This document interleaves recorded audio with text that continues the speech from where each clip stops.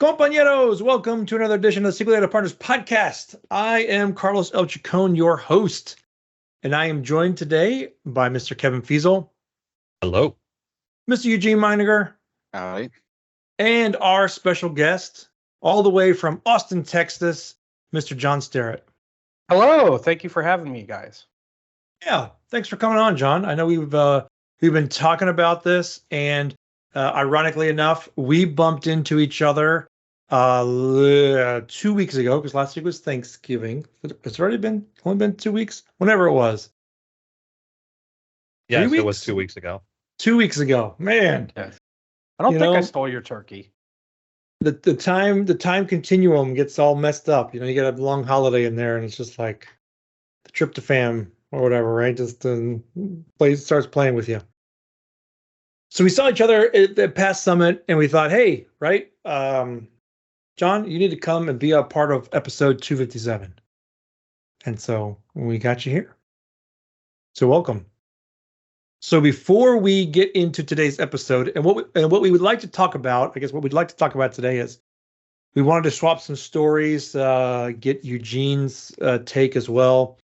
So John is the president of Procure SQL, and we thought we'd talk a little bit about the business of working for yourself, if that makes sense, and kind of maybe share some stories about how we got started, what that's been like, etc.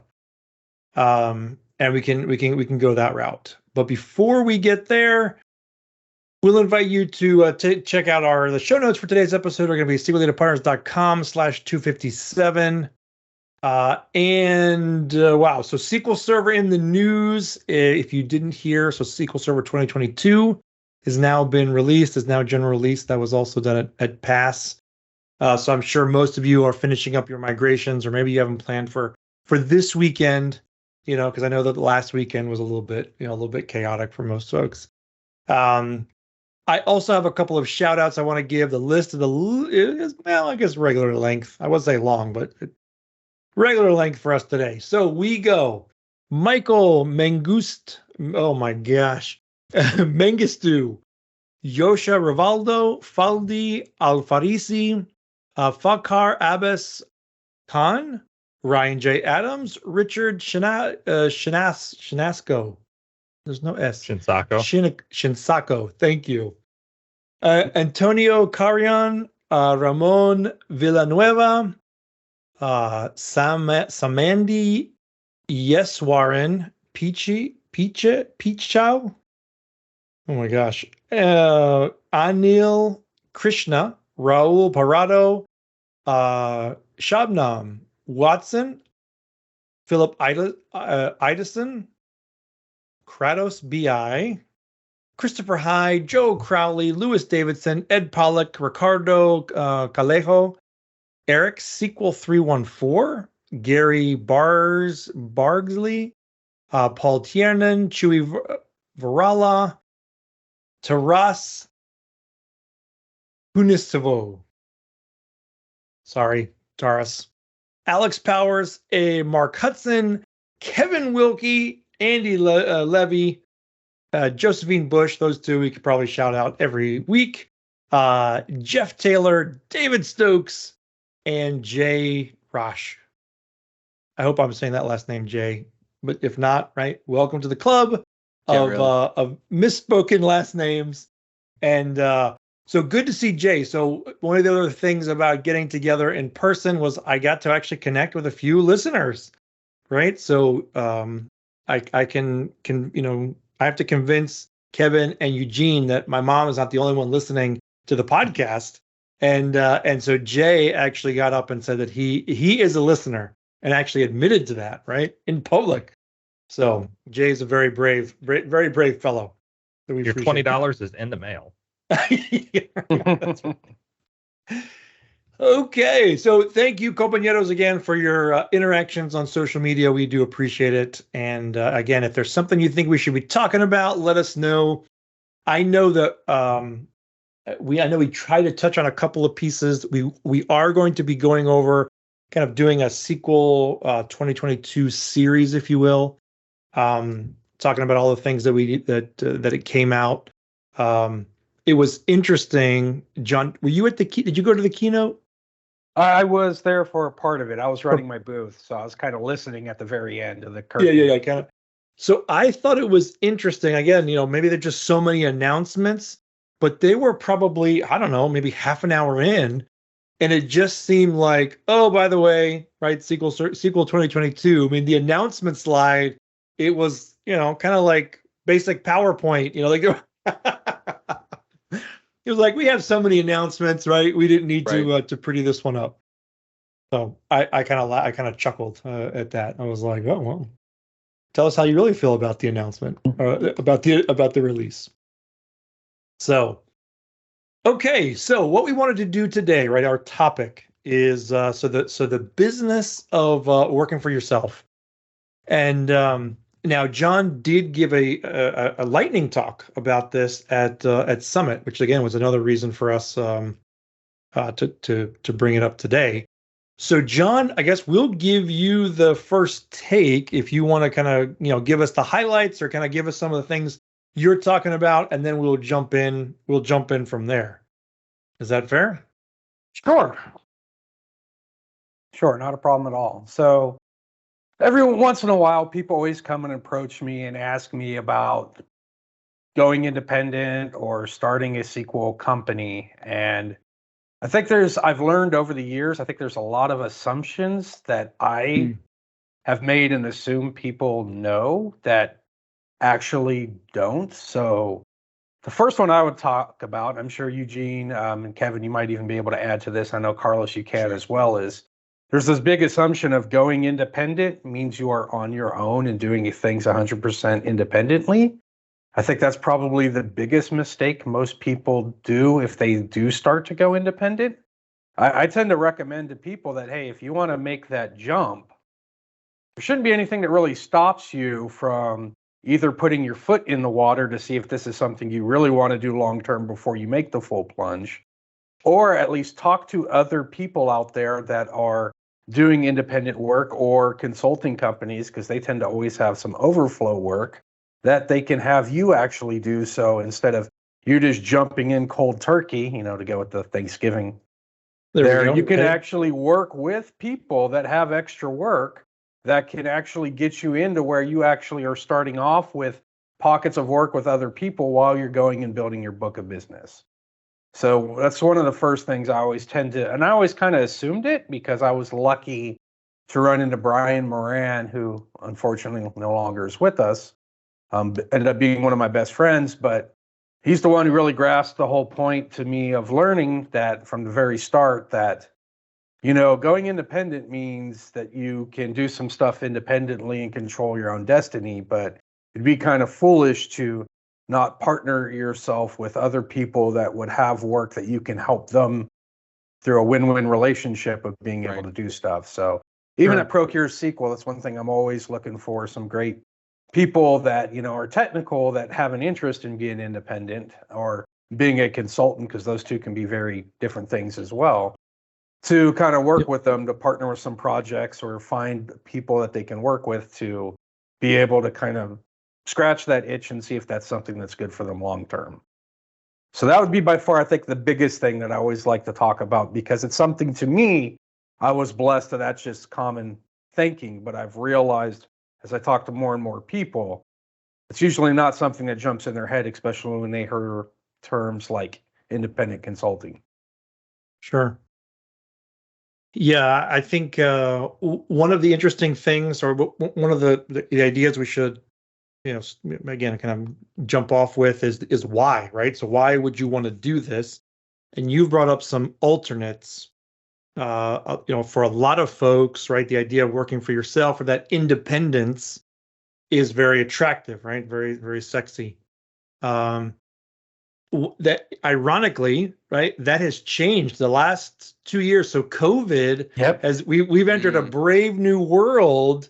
And I won't say that it doesn't still exist. I mean, particularly for those of you who are getting ready to go through your annual review process, right? That might still be very, very much on your mind. But in terms of flexibility, I think for the majority of folks, now again, I'm speaking for data platform, Microsoft data platform folks, right? I think for most of us, the flexibility has increased, right, since COVID, and there are a lot more opportunities to again work from home or do different things, right? Different work arrangements than you may have had previously, right? Mostly because employers have been forced. So that component may be removed for a lot of folks. So you may then need to reconsider again why, right? Why would you want to do this? The other piece, the John that you mentioned is so kind of getting started. And while you certainly can subcontract with others or work with organizations like Procure SQL, I would argue, however, that is not going to be consistent with what you're going to need to ultimately work for yourself. One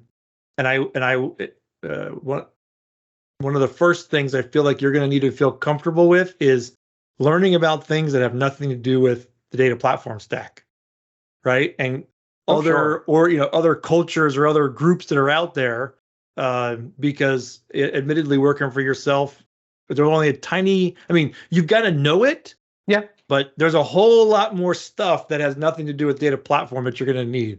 Well, for sure. I think it depends on where you're jumping off from, right? Like I know for me, I worked at a consulting firm, and so in theory, I already knew a lot of the business kind of stuff. But you're right. If you've always just tried to be like this heads down technical person, there's a lot of soft skills involved with business that I think a lot of people don't want to have to think about. Like I'm bad at sales and marketing, and I'd like to pretend that I don't need to think about any of that stuff, right? Yeah, no, that's right. So it is interesting because, again, going back to your why, because there's no right way. You're going to see folks in the community, and you see, again, I think it's changed a little bit. There's been some consolidation. I mean, folks that used to be independent, like Microsoft has sucked all those folks out. I mean, yeah. So it's the community has changed. Well, those who are independents has changed a little bit. But and everybody's going to be different, so don't feel like you have to pattern it after what somebody else is doing. Oh no, I tend to tell people that if you love what you're doing, you have to really, really love it if you're going to work for yourself, because you're going to find that you're doing less of that than you originally planned.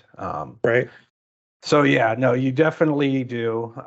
The other thing I would say, kind of tying back to my original opening, is you can even do consulting still working somewhere, even at the job. So I'll give a perfect example. I used to work for Dell, and our main responsibility was making sure the shopping cart was fast and always available.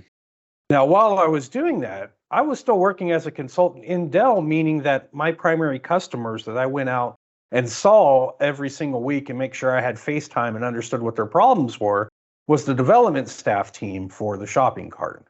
Mm-hmm. So unlike a lot of my peers, I made sure that they always knew exactly who I was, had FaceTime with them, understood what problems they have now and what they're seeing, and work with them to try to go through and resolve them and be proactive, where a lot of other people just, waited for a ticket and did what the ticket said. So even if you're working at a full-time gig, I think there's a lot of things that you can do if you have an interest in going down that avenue while you're working at that gig to help you as well. And I'd say similar to even with working before that at RDX, right? This was a huge, big services firm, and they had a small piece of it that actually did what I would call professional services work. There's still a lot of work there, testing and working with customers to figure out what they need to kind of learn not only the soft skills that Eugene was kind of mentioning, but figuring out exactly how to line yourself well or to help understand needs that customers have when you're even in an employee relationship. So there's tons of opportunities there. I think a lot of people in IT don't realize. I know, Eugene, you mentioned that you don't like sales. Right. Every single person in IT does sales without knowing they're doing sales. The big difference is they have a much warmer lead and higher success rate of their sale being Right. being sold. For example, people wanted to go to Pass, right? You had to probably sell yourself to someone to be able to get the budget to be able to go to Pass. That was a sale Well, that a and lot of people don't realize. it's funny too because back in the day, Pass would have on their website a sales pitch that I think I handed to my boss the first time, right? Of why he should send me there. So their sales support team essentially helped get them some money, which is really funny. But yeah, So you're right. On the topic of sales, I'll start with you, John, but also interested in Carlos and Eugene. How much time do you spend a week or a month on average doing sales, doing back office, doing stuff that you wouldn't consider technical work for customers? What's that percentage breakdown look like for you? I mean, I could go first, but I feel like where I am today is very different from where I was in the past too. So I would tie that in. So today, I am spending more than 50% of my time doing marketing and sales type tasks and some high level operational stuff as well. And the reason for that is as a company where we have 6 employees now, we're trying to continuously grow and have new customers. It gives me opportunities to sponsor Pass and stuff like that. Before then, it would be mostly technical. So starting out, I'd say because you have to generate the revenue in order to keep the lights going. I would say initially it was probably a 90-10 split where 90% of it was doing billable and then 10% was actually marketing or sales. And luckily that was because, I was always very busy and always booked, right? So I didn't have a lot of extra free time to focus on that. But now I spend a large portion working with people to go over marketing and then also do lead gen stuff. And it's ironic, there's a lot of fun data stuff you can do with marketing and sales data too. So for people like us, if you actually really like working with data and numbers, there's a lot of fun stuff you can find from a CRM and mail campaigns and numbers based off of, who's actually reviewing them, how often. And so it's kind of fun to be able to use the skills in a different way or with different data than we normally would as well. Yeah, I mean, I probably not enough time is the correct answer, right? And again, right? So one of the things that I took as an approach was I want to do business with people that are ready to buy, right? So it's a bit more of the long play, right? So trying to get out there, right? Doing things like this podcast, I consider are all still part of sales, even though a lot of times they're still technical. But in terms of the putting together presentations and whatnot. I mean, now again, some of that's because it's automated. Some of it's because I now have staff that helps me with those pieces as well. Well, I would disagree. You can never spend too much time. I shouldn't say never, but it's hard to spend too much time on those pieces because they're just critical. I would say, Carlos, you do a lot of amazing stuff with videos that I see that you put out too. And I would say that's definitely marketing, whether that's your intention or not. I mean, there's tons and tons of great stuff that I see you doing that makes me definitely think of you. Makes having a good editor. Yeah, that's right. That's why there's also pro tip: always suck up to the editor. Indeed. Yeah, she does a great job. And yes, the whole team. So Bill and Amanda, right? So there's really 3 of us, right, that work on those, and it takes a little bit of a village to kind of keep those going. All right, so Eugene, what about your side? Oh man, I know how much time I spend on billable work, and so like if I'm spending more than like 20 to 30 hours billable, that's kind of at the high end of things. Like I know during the springtime, late spring, I was getting up to like 30 hours, so 75% billable per week, and that felt like a lot. So there's a decent amount of non-billable time that I spend, but it's hard it's hard to say how much of that is focused on sales and marketing. Now, I'm in a fortunate position where I make courses, and so I treat the coursework as billable time, as far as I'm concerned. But it does mean that I don't necessarily have to have this full sales funnel all the time in order to stay afloat, right? Sure. But I think it's Well, been and rare that's that I've been another- super billable. Good. Well, that's another interesting piece just in terms of how you go about that, right? So again, Eugene, kind of a very different take and one that I envy. Yeah, I wish yeah. I could have gotten that, down a little bit better. But the relationships that you develop with the folks at Pluralsight is really sales, right? Because you need them to give Sure. you the courses rather than somebody else, right? Or you Right. need to be available, right, to give them. It's gotten more complicated over time, right? Because 5 or 7 years ago, they thought more courses is more better. So you submit something, they're like, great, let's do it. But then they started catering towards enterprise customers, and they started being more curated with their content. And so, yeah, it's funny. I went to Pluralsight's Author Summit in Utah, and probably spent like $1,000 or whatever by the time you consider like flight and hotel and all that stuff. And that was a sales and marketing trip, right? Because there was a chance Sure. to like go have drinks and eat with the people at Pluralsight and my connections and all that kind of stuff. So yeah, it's funny like how you guys have said, just because it's not the traditional, okay, here's somebody that's going to hand you $100 sales transaction, doesn't mean that the skills aren't still being used there. Right. Yeah, so how you decide to go about it, right, matters, and then where you're going to spend that time again matters. Yeah. And I think it's real. And John, I would imagine, of course, you're better at it than I am, but you spend your time doing a whole lot of things that in the end don't matter sometimes, or you find, or until you find kind of the way you want to go about it, right? Like, who are the relationships that I really need to develop, right, or things like Sure. that, strategies I need to go after. One thing I like to do is I like to fail fast. So, excuse me, I will try tons of different things where hopefully I get quicker results. So I know, do I keep trying something similar to this, or do I just give up on this approach and try something different? So that's kind of helped me quite a bit too, that I'm willing and open to try a lot of different things. And the goal is I just want to be able to have some way to measure it, to realize, is this a good path to continue towards, or should we pivot and do something different? Yeah. But yeah, like even looking at past summit too, because I had a friend of mine from LA that was asking me questions about, how much was sponsorship, and did I get the ROI out of it that I expected? And my quick response was, well, I mean, what do you think ROI is? Because if you're just looking for a hard, cold deal sold, well, that's going to take time, and I'm not going to know for a while. But there were a lot of different aspects to me that were very valuable of sponsoring and being there. For example, being able to network and reconnect with a bunch of people. We have openings right now where we're looking to fill and hire full-time people. I could pay $30,000 per person to a recruiting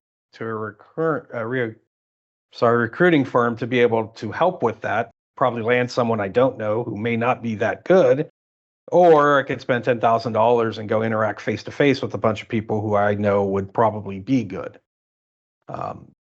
So there's a lot of different aspects there other than just brand and being able to have people understand Procure SQL exists. I think there are a lot of different things we were targeting that we saw quite a bit of value of, whether we land someone or not. And, the other thing too, a lot of people are short term and they only look at the first deal right now too. So we're very lucky that we don't lose many customers, especially when they become our monthly recurring customers.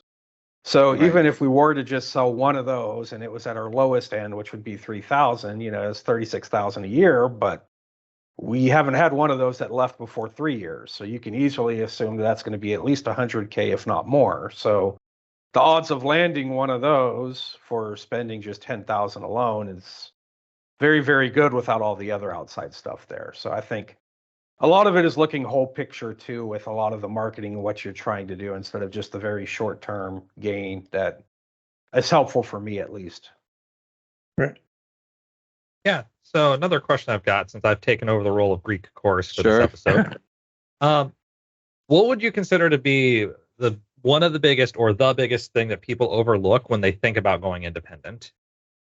Well, I feel like I already did the big one there, which is kind of assuming you got to do it alone. I mean, some other stuff I would add along with that is I would try to make sure that you have something locked in before you really start.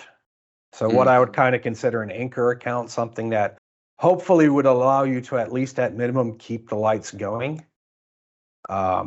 That was real helpful for me. I know when I started, is kind of a perfect scenario of a friend of mine, which I've known for a long time, said, "Hey, here's this opportunity. I think it's perfect for you. You should probably consider doing this for them." And that ended up filling about 50% of my revenue at that time. So it's very good to make the start transition a lot easier for me. Having some partnerships or some friendships set up to where you can do some overflow work for people. I mean, that's how I kind of got started into Linchpin and being one of their main performance tuners, was doing a few little things and, setting up a pattern where I was very dependable and they knew they could give me a project and not have to worry about it. Went a long way to make sure that I would get more and more of those. Other things too that I definitely recommend is trying to have money saved up. A mistake I see a lot of people doing is they end up having to take a lot of things and opportunities that don't align well with where they're trying to go. So they're just taking anything that comes up to make money to pay bills. That, I think, two other big things that kind of overlooked are making sure that you actually have a lawyer and an accountant, not only for just starting up, but also for long term as well. Just the entity model that you decide could be huge or could be very hurtful depending on things that happen in life as well. So, Yeah, I was going to say not having a well-defined goal in terms of the business, right? So a lot of times we think of results. Like I mentioned, you want flexibility, you want to be able to, not have a boss, right?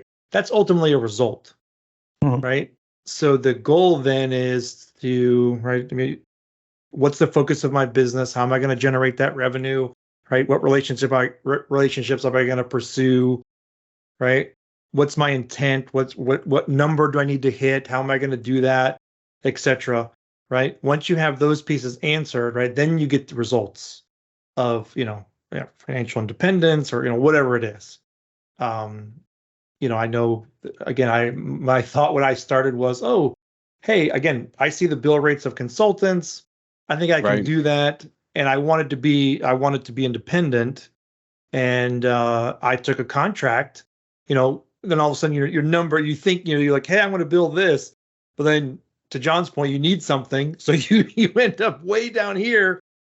It turns, this 3-week project turned into 9 months. At the end of the 9 months, I'm like, wait a second, this is, it feels an awful lot like the full-time job that I left previously, right? So I wasn't clear in my, in the vision, like in where I wanted to go, and that hampered me.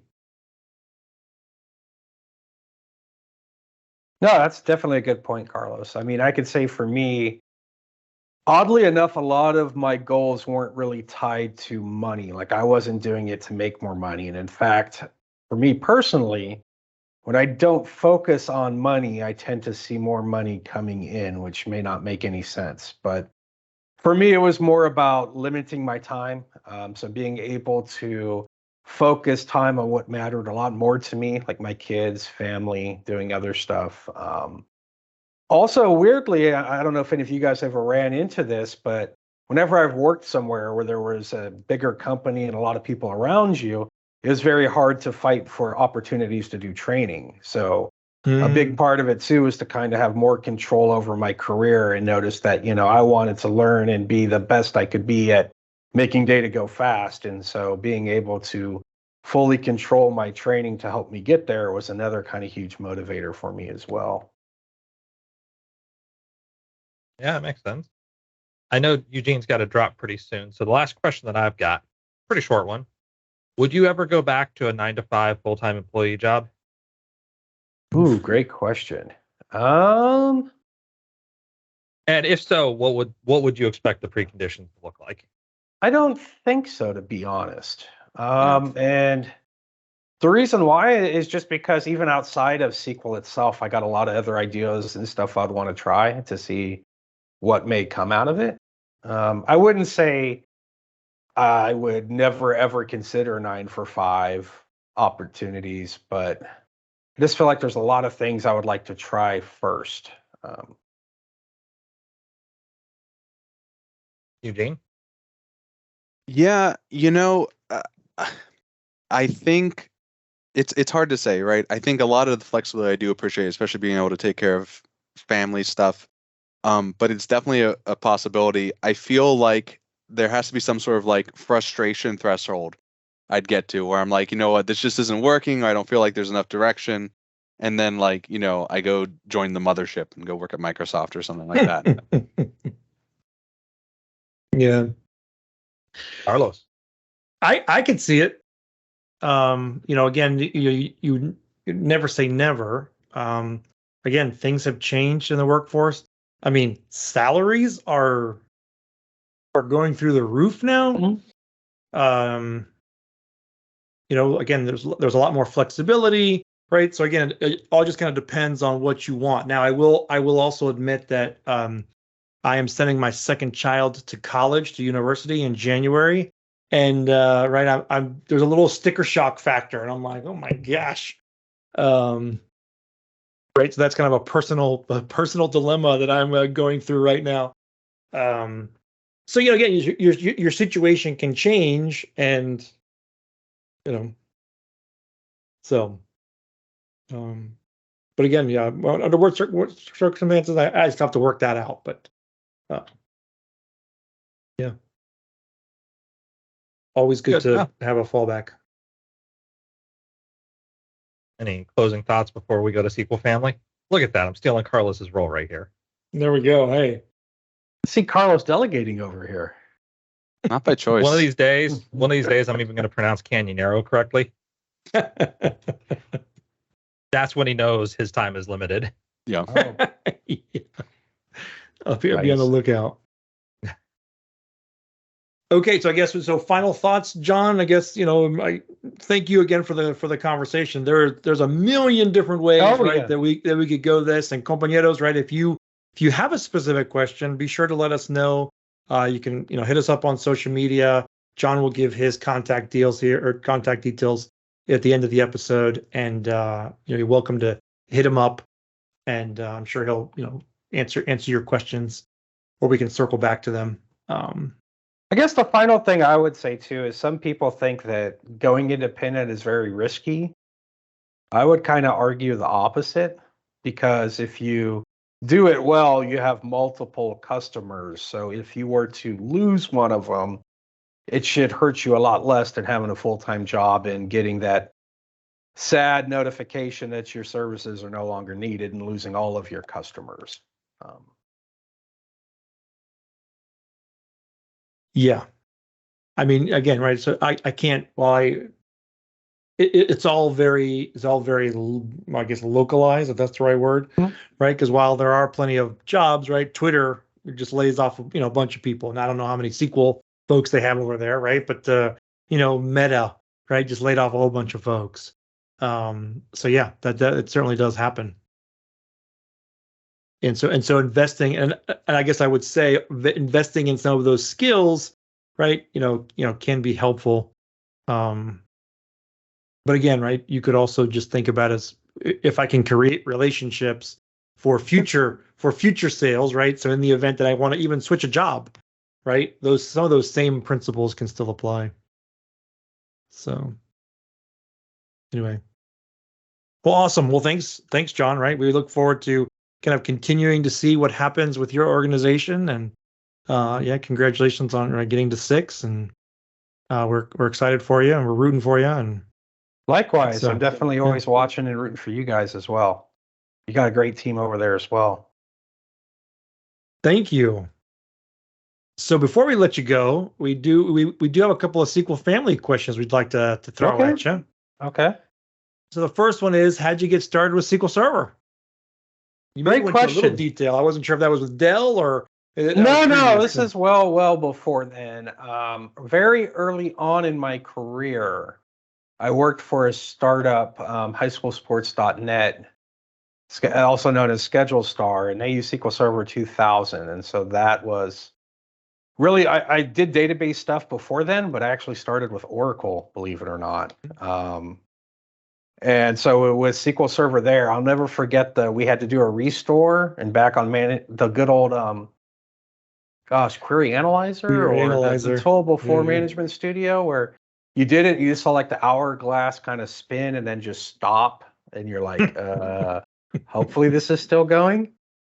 That's kind of my introduction to recoverability. But yeah, no, it was a blast kind of being able to go from having to use Toad and write all your commands to have a great tool that helped you do a lot more way back even in those days. So yeah. Now we've kind of alluded to this a little bit. Kevin asked about going back to 9 to 5, but yeah. So what would you do if you had to change careers? Oh, you guys are gonna love this answer. If I had to change careers, it would be in either sales or marketing. Oh man. Okay, well, if you can answer that question, then yes, there's no reason why you can't work for yourself.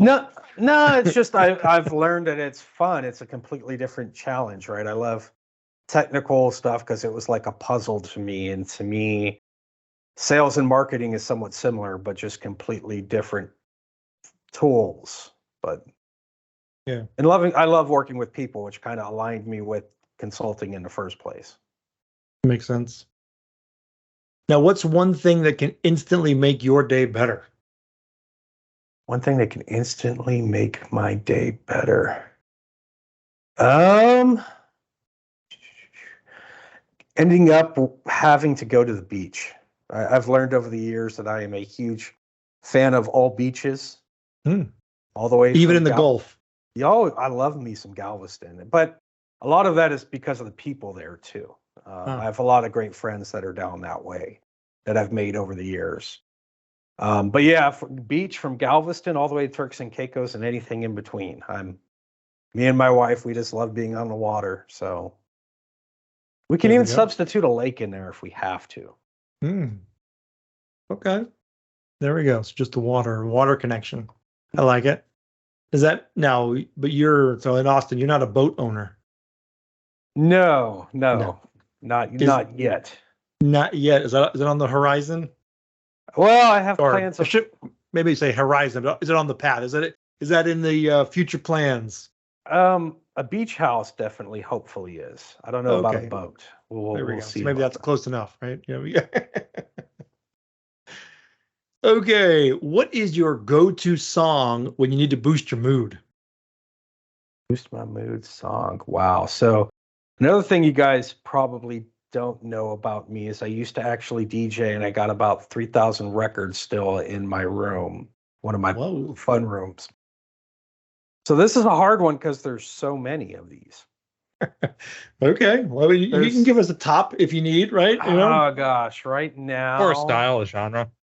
Oh, okay. I'll definitely go with like anything hip hop, R&B, and pop, preferably from like the mid 90s. So there you go. You're showing your age a little bit there, John, right? Yeah. I know. I don't know if you guys are doing video, but I'm sure my hair might give a little bit of that away too. Okay. Now, do you have a bucket list? And perhaps I do. What is the phrase or the question is, what's the weirdest thing on your bucket list? But that's again kind of a weird question. So what's something on your bucket list you want to share with us? Well, I'll give you one that's going to seem very weird to both of you and make you both laugh really hard. Here we go.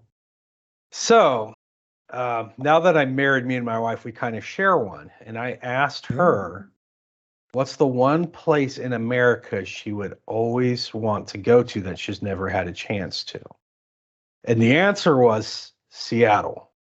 And she wanted to do all the tourist stuff, which even though I've, before the pandemic, been there at least once every single year, I've never done any of the tourist stuff.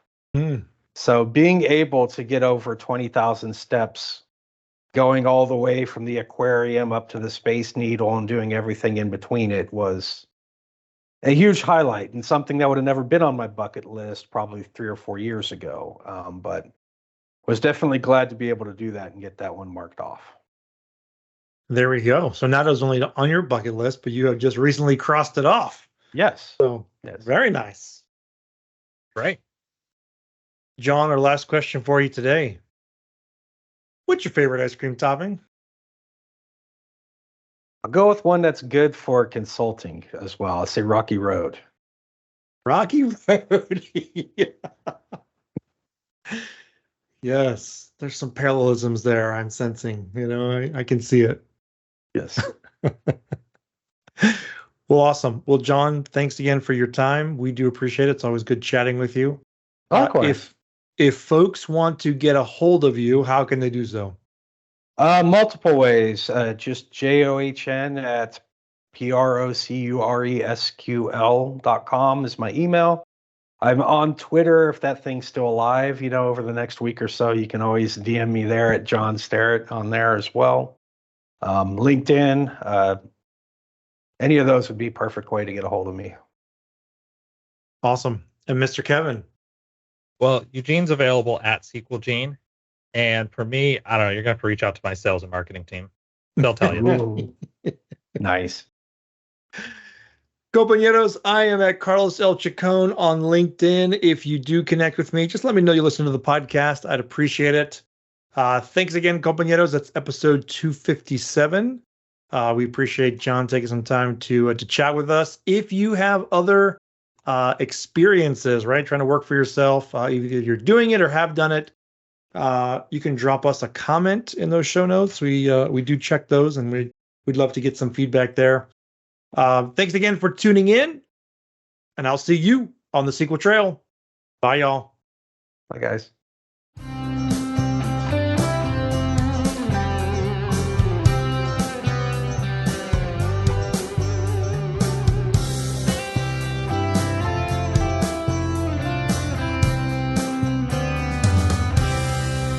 SQL Data Partners.